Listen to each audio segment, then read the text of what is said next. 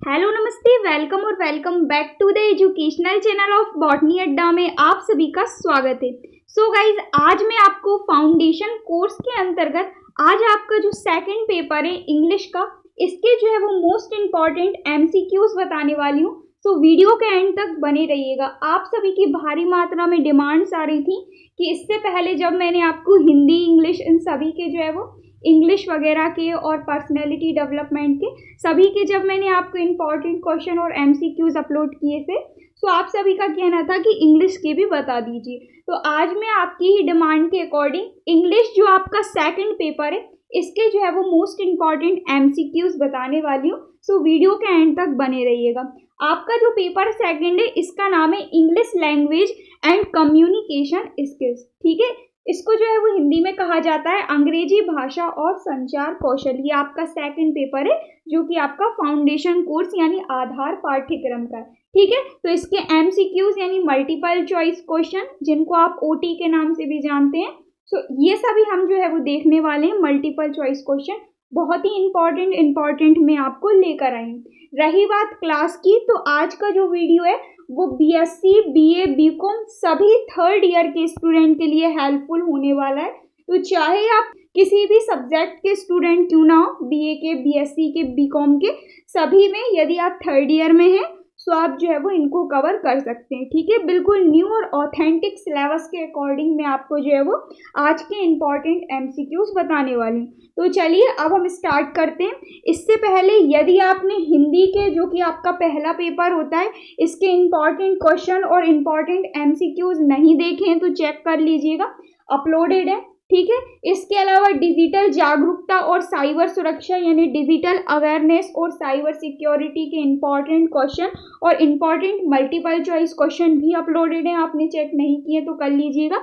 Then इसके अलावा मैंने आपको व्यक्तित्व विकास और चरित्र निर्माण यानी पर्सनैलिटी डेवलपमेंट और एक कैरेक्टर बिल्डिंग, इसके भी इम्पॉर्टेंट क्वेश्चन और मल्टीपल चॉइस क्वेश्चन सभी कुछ अपलोड कर दिए।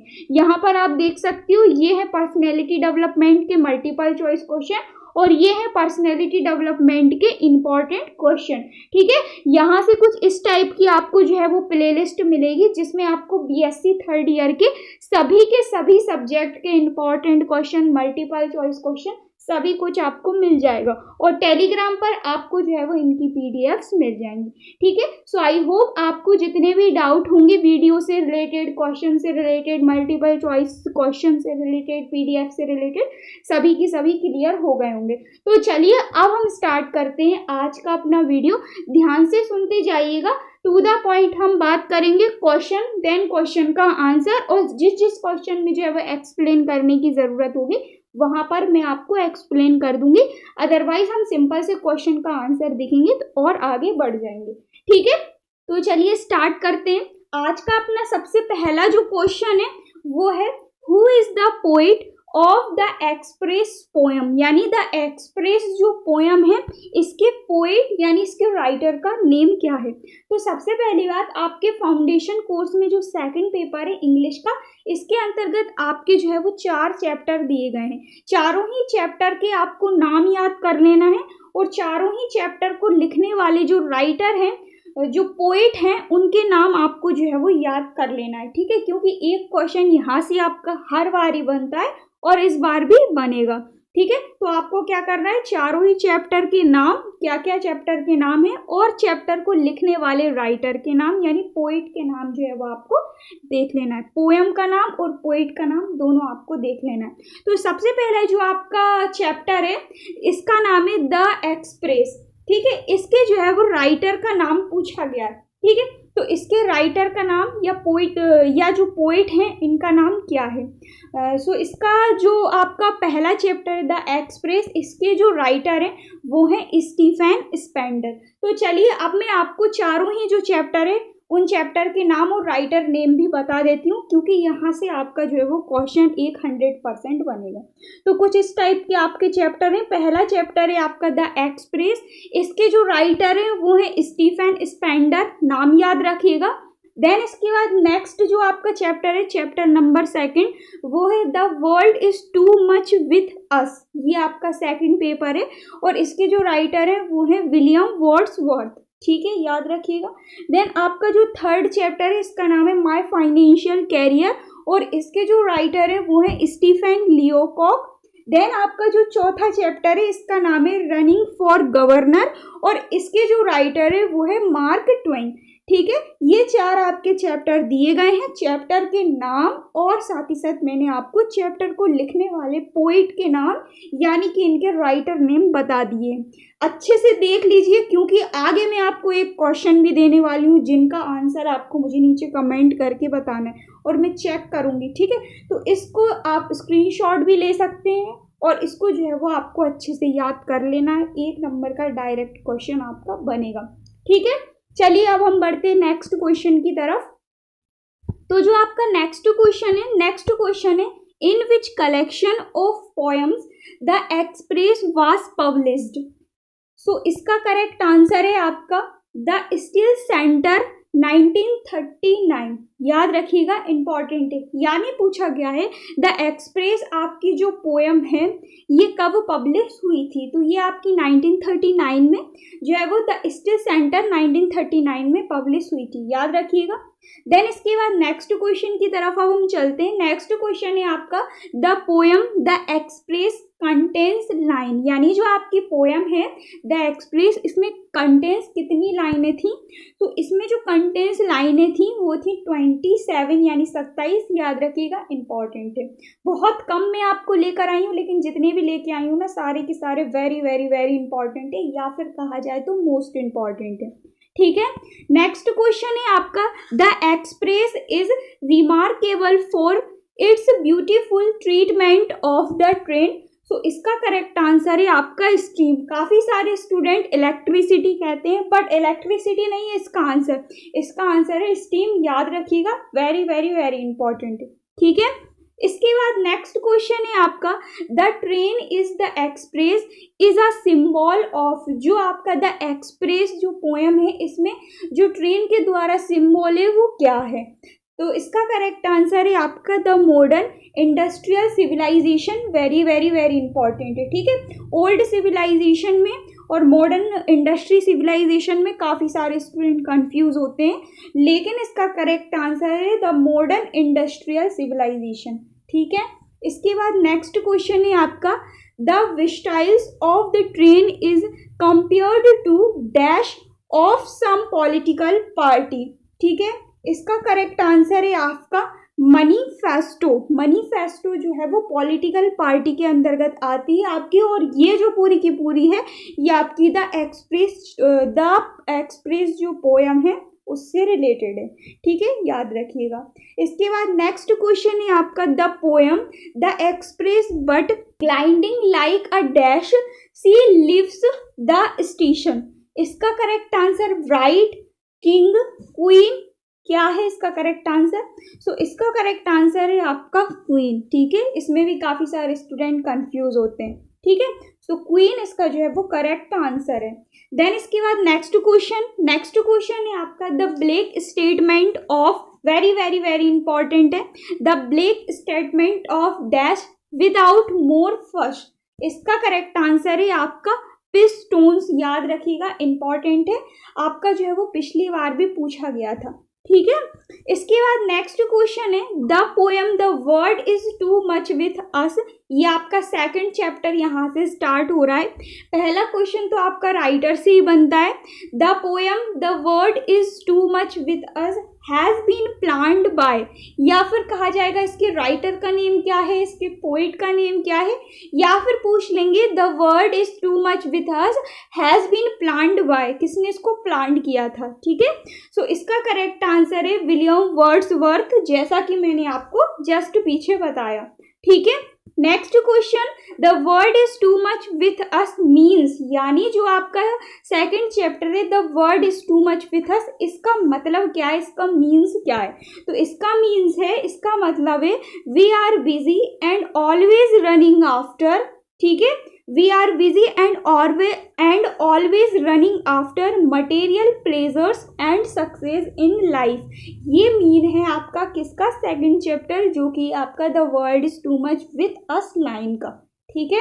इसके बाद चलते हैं नेक्स्ट क्वेश्चन की तरफ। नेक्स्ट क्वेश्चन है what is the rhymes schemes of the poem world is too much with अस। ये जो आपकी world is too much with अस है, इस राइम्स क्या साउंड निकाल रही है, क्या राइम्स निकाल रही है, राइम्स में क्या साउंड निकल रहा है, ठीक है, यही पूछा गया है। सो इसका करेक्ट आंसर है आपका A B B A C D C D C D, ठीक है, याद रखिएगा। सो काफी सारे जो स्टूडेंट हैं इसमें जो है वो कंफ्यूज होते हैं, इसीलिए मैंने आपको ये जो क्वेश्चन का आंसर है वो अलग से भी लिख दिया है, ठीक है। देख लीजिएगा ध्यान से, A B B A C D C D, last में 3 बार आएगा सी डी, लेकिन शुरुआत के जो हैं वो आपके अलग हैं, ठीक है। A B B A double बार आएगा ए बी बी ए, ठीक है। ये किसका है, the world is too much with अस, जो आपका पोएम है इसकी राइम्स है, ठीक है। इसके बाद चलते हैं नेक्स्ट क्वेश्चन की तरफ। नेक्स्ट क्वेश्चन है आपका William Wordsworth is a famous poet of dash dash dash, यानी जो विलियम वर्ड्सवर्थ जो आपके पोइट हैं ये फेमस किस वजह से हैं, किस एज में है, इनकी फेमस की वजह क्या है, ठीक है। तो ये जो विलियम वर्ड्सवर्थ हैं ये एक रोमांटिक एज से जो है वो, इनकी कोई रोमांटिक एज होगी, जिस भी एज से पर्पस है उस एज से, उसका नाम है रोमांटिक एज, उससे ये है फेमस, ठीक है, विलियम वर्ड्सवर्थ। इसके बाद नेक्स्ट क्वेश्चन है आपका the world is too much with us published in. ये पब्लिश्ड से भी काफ़ी सारे क्वेश्चन बनते हैं कि कौन सी पोएम कब जो है वो पब्लिश्ड हुई थी। एक क्वेश्चन तो बनता ही बनता है कि जो है वो पोएम के राइटर कौन है, या फिर पोएम के पोएट कौन है, या फिर जो पोएम है ये पब्लिश्ड कब हुई थी, हर बार ही बनता है, ठीक है। तो पूछा गया है the world is too much with अस, ये जो पोएम है ये पब्लिश्ड कब हुई थी। सो ये जो पोएम है ये पोएम सबसे पहली बार 2 वॉल्यूम्स में जो है वो पब्लिश्ड हुई थी, और इसकी पब्लिश्ड की यदि मैं आपको डेट बताऊं तो इसकी डेट थी 1807, ठीक है। Poem in 2 volumes published in 1807, ठीक है, याद रखिएगा। नेक्स्ट क्वेश्चन है आपका William Wordsworth was worshippers of, ठीक है, इसका करेक्ट आंसर है नेचर। नेचर से काफी ज्यादा लगाव था विलियम वर्ड्सवर्थ को, ठीक है। नेक्स्ट क्वेश्चन है William Wordsworth was appointed poet laureate of England in, इसका करेक्ट आंसर है, डेट याद रखिएगा, 1843, 1843, ठीक है, 1843। नेक्स्ट क्वेश्चन है आपका who was called the high prized of nature, high prized of nature who was called, इसका करेक्ट आंसर है विलियम वर्ड्सवर्थ, ठीक है, William Wordsworth called the high prized of nature. Next question, जैसा कि मैंने आपसे कहा था एक क्वेश्चन मैं आपको लेकर आऊंगी, यहाँ से आपका 3rd चैप्टर स्टार्ट हो गया है जो कि है माय फाइनेंशियल करियर। यहाँ से क्वेश्चन बन रहा है who is writer of short story my financial career, my financial जो कैरियर है इसके राइटर कौन है, इसका जो है वो आपको मुझे कमेंट करके आंसर बताना है। मैं आंसर आपको ऑलरेडी बता चुकी हूँ, ठीक है, तो सभी लोग मुझे नीचे कमेंट करके आंसर ज़रूर बताइएगा, ठीक है। माय फाइनेंशियल जो कैरियर है इसके राइटर, इसके पोएट कौन है, ठीक है। नेक्स्ट क्वेश्चन की तरफ अब हम लोग चलते हैं। नेक्स्ट क्वेश्चन है what kind of short story my financial career is, इसका करेक्ट आंसर है ह्यूमोरस, ठीक है, ह्यूमोरस जो है वो आपका kind of short story my financial career. Next question है how many dollars narrator had when he goes to bank, bank में कितने जो डॉलर हैं वो जो है वो narrator had when he goes to bank, इसका करेक्ट आंसर है $56। यहाँ से ये जो क्वेश्चन है वो काफ़ी ज़्यादा पूछा जाता है, ठीक है। नेक्स्ट क्वेश्चन है the narrator's salary has been increased by $50 each month and he want to, इसका वो क्या करते थे, सो इसका करेक्ट आंसर है deposit the extra money in bank, extra money जो थी वो बैंक में डिपॉजिट कर देते थे, ठीक है। नेक्स्ट क्वेश्चन है The bank manager becomes very impatient and direct the narrator to a namely. इसका करेक्ट आंसर है मोंटगोमर। मोंटगोमर इसका जो है वो करेक्ट आंसर है, याद रखिएगा, ये भी काफी पूछा जाता है। इसके बाद नेक्स्ट क्वेश्चन है, यहाँ से आपका जो है वो ये जो क्वेश्चन है ये आपका काफी ज्यादा पूछा जाता है। हु वाज मार्क ट्वेन, कि मार्क ट्वेन जो है वो कौन है? तो मार्क ट्वेन जो है वो अमेरिकन ह्यूमोरिस्ट हैं एंड नोवेलिस्ट हैं, याद रखिएगा, इंपॉर्टेंट है। और साइड में आप इसकी इमेज भी देख रहे हैं, ये है मार्क ट्वेन, और ये जो है वो अमेरिकन ह्यूमोरिस्ट एंड नोवेलिस्ट दोनों हैं। कौन? Mark Twain. ठीक है। इसके बाद नेक्स्ट क्वेश्चन है, the best remembered author of the adventures of Tom Sawyer 1876 is dash. इसका करेक्ट आंसर है मार्क ट्वेन, जैसा कि आप सभी लोग जानते ही हैं। नेक्स्ट क्वेश्चन है, what is the real name of mark Twain? Mark Twain का रियल नेम क्या था? सो मार्क ट्वेन जो थे इनका रियल नेम था सैमुअल लैंगहॉर्न क्लेमेंस। यहाँ पे आप हिंदी में भी देख सकते हैं, सैमुअल लैंगहॉर्न क्लेमेंस, ये जो है वो मार्क ट्वेन जो है इनका रियल नेम है। ठीक है। Next question, running of governor published in, जो रनिंग ऑफ गवर्नर है ये पब्लिश कब हुआ था? दिसंबर 1870। ठीक है, 1870 में दिसंबर में जो है वो रनिंग फॉर गवर्नर पब्लिश्ड हुआ था, याद रखिएगा।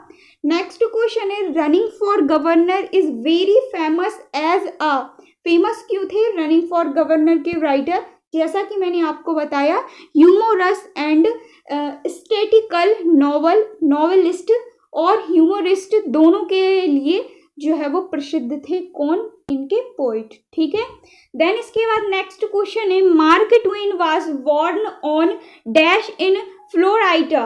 इसका करेक्ट आंसर है आपका नवंबर 30, 1835। ठीक है, नवंबर 30 में, और डेट यदि मैं आपको बताऊं तो 1835 में। ठीक है। इसके बाद नेक्स्ट क्वेश्चन है, Mark Twain thought running for governor directly point two the. इसका करेक्ट आंसर है ऑल ऑफ अबव। ये जो सारे पॉइंट हैं ये आपके डायरेक्टली पॉइंट हैं किसके? रनिंग फॉर गवर्नर, जो आपका लास्ट चैप्टर है इससे रिलेटेड मार्क ट्वेन के। ठीक है, मार्क ट्वेन के सारे पॉइंट फर्स्ट, सेकंड, थर्ड, तीनों के तीनों जो पॉइंट है डायरेक्टली। ठीक है। इसके बाद नेक्स्ट क्वेश्चन, इसीलिए इसका आंसर है ऑल ऑफ अबव। ठीक है। इसके बाद नेक्स्ट क्वेश्चन है आपका, who is held as the Lincoln of American literature? इसका करेक्ट आंसर है आपका मार्क ट्वेन। मार्क ट्वेन जो है वो आपके लिंकन ऑफ अमेरिकन लिटरेचर भी रह चुके हैं। सो ये तो हुए आपके सारे के सारे क्वेश्चन कंप्लीट, जितने भी इंपॉर्टेंट थे मैंने आपको बताए। आई होप आपको जो है वो क्लियर हुए होंगे। ठीक है।